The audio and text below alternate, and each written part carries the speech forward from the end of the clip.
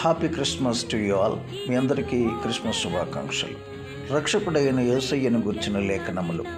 రాజైన హేరోదు దినముల యందు యోదయ దేశపు బెత్లెహేములో యేసు పుట్టిన పిమ్మట ఇదిగో తూర్పు దేశపు జ్ఞానులు యెరూషలేమునకు వచ్చి, యూదుల రాజుగా పుట్టినవాడు ఎక్కడనున్నాడు?